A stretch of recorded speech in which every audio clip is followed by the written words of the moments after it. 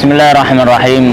Alhamdulillah wassalatu wassalamu ala Rasulillah wa ala alihi wa ashabihi wa man sara ala nahji ila yaumil qiyamah wa ba'd. Ma'asyiral muslimin, jamaah rahimani wa rahimakumullah. Pada saat ini kita berada di tengah-tengah salah satu ciptaan Allah Subhanahu wa taala yang berupa lautan, yang mana lautan ini di samping kita bisa menikmati pemandangan yang Allah Subhanahu wa taala ciptakan untuk kita, ada berbagai macam pelajaran bisa kita ambil, dan salah satu pelajaran yang bisa kita ambil adalah bahwasanya lautan ini sejak zaman diturunkannya Al-Quran, dia sudah menjadi ujian tauhid bagi orang yang berada di lautan, di mana Allah Subhanahu wa taala berfirman, "Fa idza raqibu fil fulki da'ullaha mukhlishina lahuddin." Dan orang-orang musyrik pada zaman Rasulullah SAW, ketika mereka mengarungi lautan, menaiki kapal, da'ullaha mukhlishina lahuddin, maka mereka pasti hanya berdoa kepada Allah Subhanahu wa taala. Ketika mereka berada di tengah lautan, yang mana mereka yakin tidak ada yang menolong kecuali Allah Subhanahu wa taala, maka di situ kemurnian dari tauhid muncul dari dalam hati mereka. Makanya Allah Subhanahu wa taala menggambarkan kondisi mereka. Fa idza raqibu fil fulki da'ullaha mukhlishina lahuddin.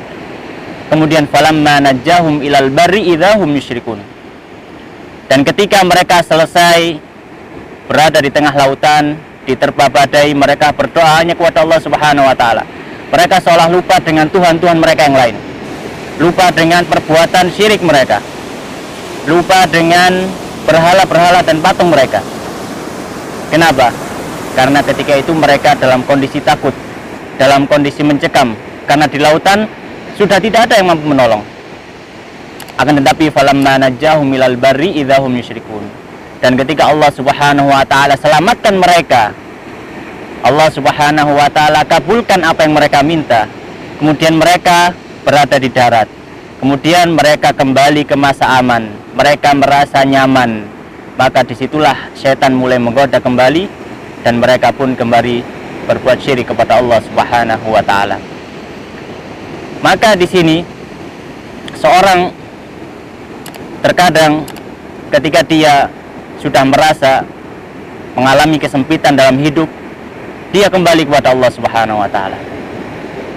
Ketika sudah merasa tidak ada yang mampu menolong kecuali hanya Allah Subhanahu wa taala, maka dia kembali bertauhid kepada Allah Subhanahu wa taala.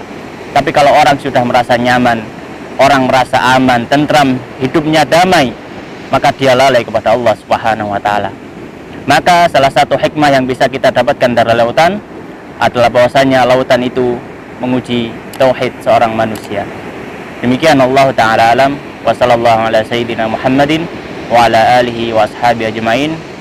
Assalamualaikum warahmatullahi wabarakatuh.